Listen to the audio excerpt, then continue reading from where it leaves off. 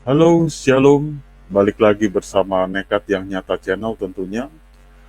Di kesempatan kali ini kita akan membahas mengenai sudut pandang dari penulisan Injil ya. Dari penulisan Injil dan penulis-penulis Injil juga. Jadi langsung aja ya kita bahas sekarang. Dan em, mohon maaf misalkan ini saya akan bahas secara ringkas. Semoga dapat ditangkap dan dimengerti. Jadi kita mulai aja. Jadi penulis Injil di dalam pemahaman kekristenan itu memiliki 4 tokoh ya. Kalau dalam Injil sinoptik itu ada 3 ya. Jadi kalau penulis Injil itu ada 4 ya. Jadi dari Matius, Markus, Lukas, dan Yohanes. Jadi penulis Injil itu disebut juga dengan evangelis ya.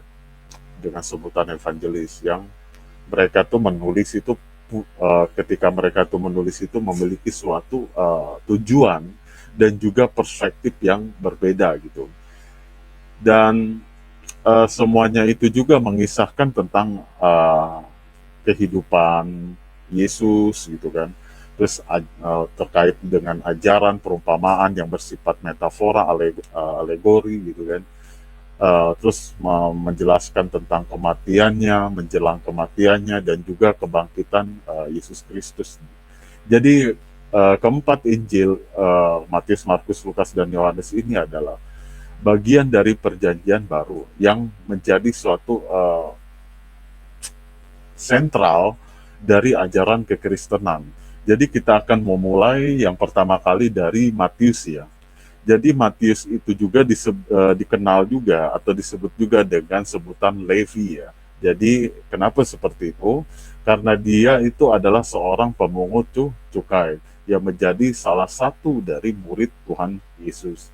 Jadi Matius ini juga adalah seorang uh, berkenegaraan berwarga negara Yahudi juga sebenarnya, yang dia itu menjadi pengikut Yesus Kristus. Jadi setelah dipanggil oleh Tuhan Yesus Kristus itu, dia meninggalkan pekerjaannya sebagai pemungut cukai dan dia juga sebagai seorang Yahudi, dan dia juga memiliki suatu pemahaman tentang tradisi, tentunya tradisi Yahudi dan juga hukum-hukum Taurat itu kan. Nah, tujuan daripada penulisan daripada Injil Matius ini, dia itu untuk menunjukkan bahwa Tuhan Yesus itu adalah Mesias gitu, yang dijanjikan dalam kitab perjanjian lama, yang datang itu untuk menggenapi nubuatan-nubuatan Alkitab gitu, nubuatan kitab-kitab sebelumnya gitu.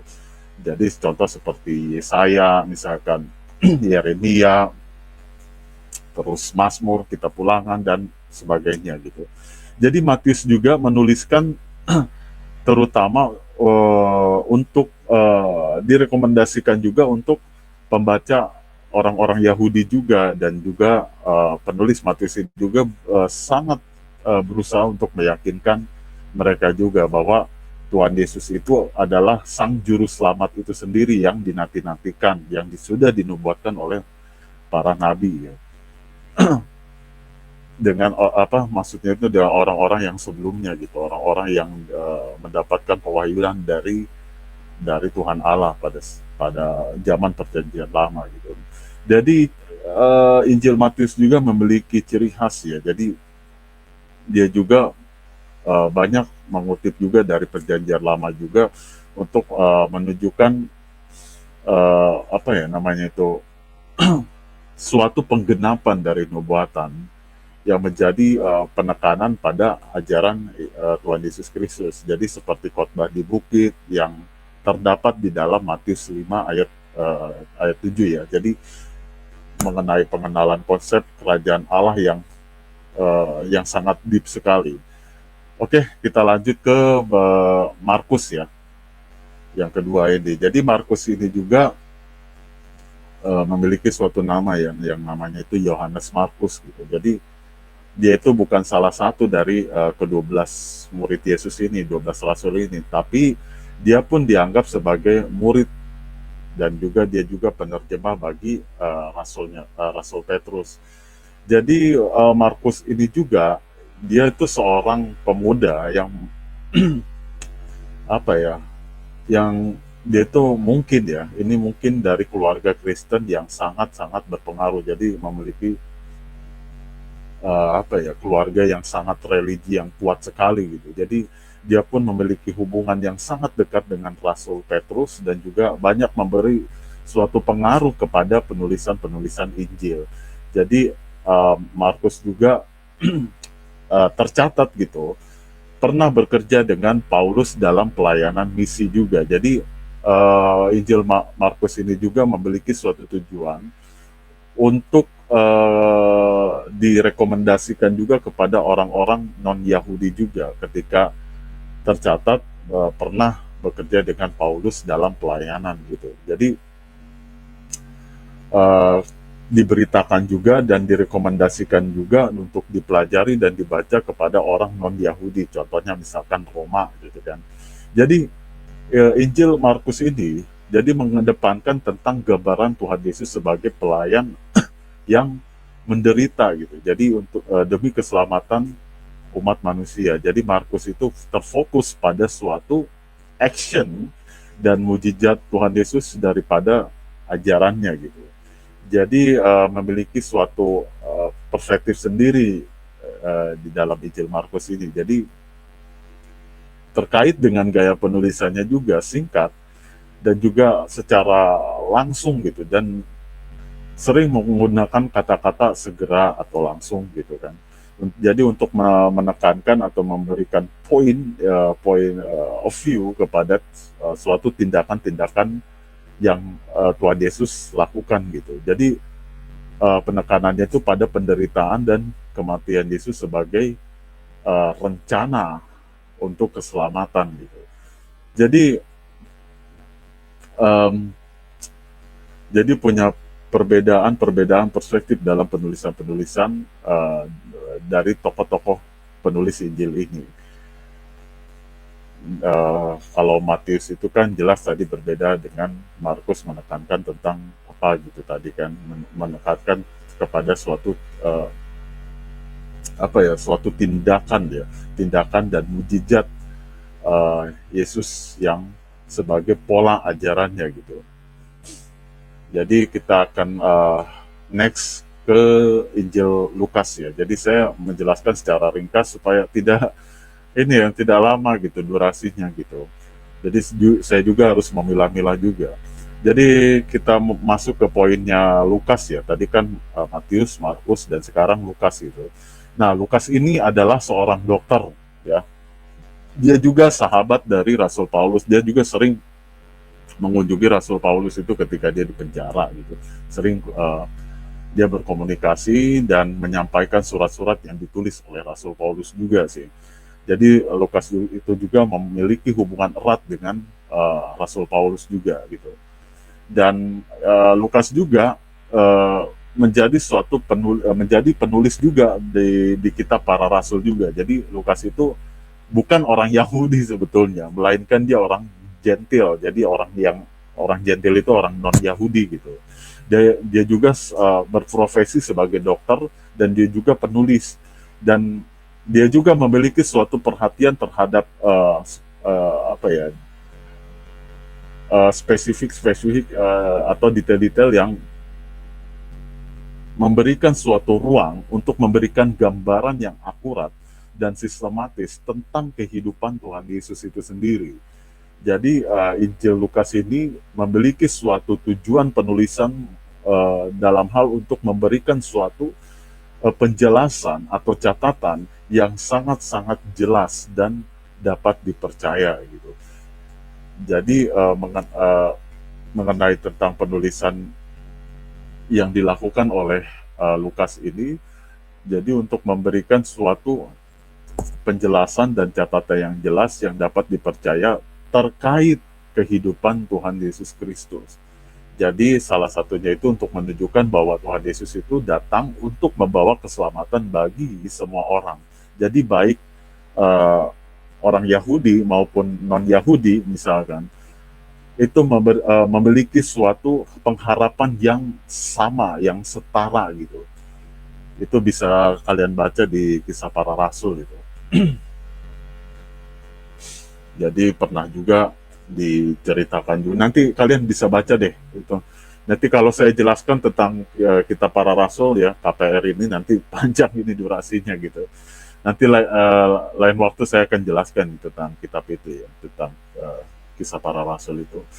Oke, jadi Lukas ini juga menekankan penjelasannya kepada sisi kemanusiaannya, konteks kemanusiaan Yesus juga, dan memperlihatkan betapa ia memiliki belas kasihan yang sangat-sangat tidak apa ya, tanpa batas gitu terhadap yang pertama ya, yang sangat mencirikan sekali adalah orang miskin, perempuan sundal, perempuan yang ketahuan berzina, jadi orang-orang berdosa dan orang-orang yang terpinggirkan. Jadi Lukas itu juga mencatat peristiwa dan ajaran yang tidak ditemukan dalam Injil yang lain gitu, seperti perumpamaan tentang anak yang hilang dalam Lukas pasal 15 ayat 11 sampai ke 31 32 lah. Dan seorang Samaria yang baik itu ada di dalam Lukas pasal 10 ayatnya yang ke-25 sampai seterusnya lah gitu. Jadi sudah jelas ya, jadi penekanan Lukas itu tadi yang seperti saya jelaskan. Jadi Lukas juga menggambarkan Tuhan Yesus juga penuh belas kasihan yang tanpa batas. Jadi dia pun menerangkan juga bahwa Tuhan Yesus juga sebagai juru selamat dunia yang membawa kabar baik gitu. Oke, kita lanjut ke Injil Yohanes ya. Nah, Injil Yohanes itu adalah salah satu dari 12 rasul. Tadi kan kalau Lukas itu kan bukan ya. Jadi berstatus gentil, jadi orang non Yahudi. Nah, sekarang ini Injil penulis Injil Yohanes ini adalah yang tergolong dan termasuk ke 12 murid Yesus ini. Jadi yang sangat dekat juga dengan Tuhan Yesus juga. Sama ketika dia bertemu dengan Musa Elia juga, Yesus membawa Yohanes ini juga, selain daripada Petrus, Yakobus gitu. Dan Yohanes juga, Injil Yohanes juga, penulis ini juga adalah murid yang dikasihi, salah satu murid yang dikasihi Yesus juga. Jadi Yohanes juga sebagai seorang nelayan ya, yang dia itu diundang untuk mengikuti Yesus sebagai muridnya pada awal-awal pelayanan, dan ia juga adalah salah satu saksi mata dan apa yang terjadi dalam kehidupan Yesus itu sendiri, yang dia sudah banyak menghabiskan banyak waktu bersama dengan Tuhan Yesus. Jadi Injil penulisan Injil Yohanes ini dia itu untuk menunjukkan bahwa Yesus itu adalah firman yang menjadi manusia atau logos gitu, dan dia pun sebagai anak Allah yang memberikan hidup yang kekal kepada setiap orang yang percaya kepadanya. Itu bisa kalian lihat dalam Yohanes 3 pasal yang ke-16. Jadi Injil Yohanes ini juga menekankan tentang aspek teologi yang lebih deep gitu, yang lebih deep, yang lebih mendalam, yang lebih spesifik tentang identitas dan tujuan daripada Tuhan Yesus Kristus, mengenai tujuan visi misi Tuhan Yesus itu sendiri sebagai sang juru selamat gitu. Jadi banyak pengajaran teologis yang mendalam yang ditulis oleh Yohanes ini, Injil Yohanes ini, seperti misalkan tentang percakapannya dengan Nikodemus yang ada di dalam Yohanes pasal 3 itu kan. Kalian bisa baca dimulai dari ayat pertama sampai seterusnya itu, sampai ayat 20-an itu, dan juga percakapan Yesus dengan wanita Samaria yang tertuang di dalam Yohanes pasal 4 ayat 1 dan seterusnya gitu. Jadi dia pun memberikan suatu penempatan tentang simbol-simbol dan metafora seperti akulah jalan kebenaran dan hidup gitu ya, yang ada di dalam Yohanes 14 ayat 6 itu. Akulah roti hidup, Yohanes pasal 6 ayat 35. Jadi memiliki perspektif dan ciri khas tersendiri gitu. Jadi penulis Yohanes ini juga menekankan kepada hubungan pribadi antara Yesus dan pengikutnya juga dengan fokus pada kasih Allah dan juga keselamatan melalui iman kepada Tuhan Yesus Kristus itu sendiri. Jadi kelihatan sekali ya perbedaan antara keempat Injil ini. Misalkan Injil Matius lebih fokus pada Tuhan Yesus sebagai Mesias yang dijanjikan dalam perjanjian lama juga, dan menggambarkan atau memberikan suatu hubungan antara Yesus dan tradisi Yahudi. Jadi kalau Injil Markus itu menekankan kepada Tuhan Yesus itu sebagai pelayan yang menderita kalau Injil Markus, dengan gaya penulisan yang sangat singkat sekali dan secara langsung gitu.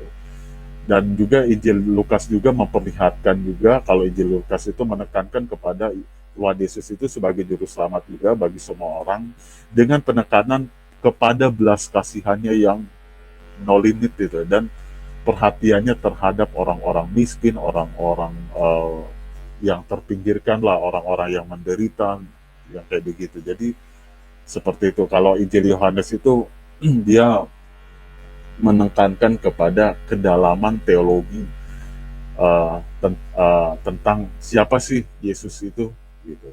Yesus itu sebagai firman yang menjadi manusia dan anak Allah yang memberikan hidup yang kekal bagi siapa saja, bagi setiap orang yang percaya kepadanya, sesuai dengan Yohanes 3 pasal 11. Jadi udah jelas ya seperti itu. Jadi keempat penulis Injil ini, misalkan Matius, Markus, Lukas, dan Yohanes itu memberikan suatu penggambaran perspektif yang sangat berbeda sekali. Juga saling melengkapi mengenai kehidupan, ajaran, terus tentang kematian Yesus ya, sebelum dan terjadinya dan sesudahnya, yang terkait dengan kebangkitan Tuhan Yesus ya. Jadi meskipun mereka ini, penulis-penulis Injil ini, memiliki latar belakang dan tujuan yang berbeda, tetapi masing-masing Injil itu memiliki suatu penyampaian isi yang sama sebetulnya, bahwa Yesus adalah anak Allah yang datang ke dunia untuk menyelamatkan umat manusia, dan mereka juga memberikan suatu penggambaran atau penjelasan yang kaya sekali dan beragam ya, tentang siapa itu Tuhan Yesus, dan juga bagaimana kita juga bisa mengikuti ajaran-ajarannya yang berdampak kepada kehidupan sehari-hari. Mungkin itu saja yang bisa saya jelaskan, singkat, padat, jelas ya. Jadi sangat ringkas sekali, karena saya tidak mau memakan waktu yang sangat banyak sekali guys. Ya mungkin itu saja, semoga bisa menangkap apa yang saya jelaskan, semoga ini bermanfaat untuk kalian semua. Sampai ketemu di pokok pembahasan-pembahasan yang selanjutnya. God bless you, Tuhan Yesus memberkati. Amin.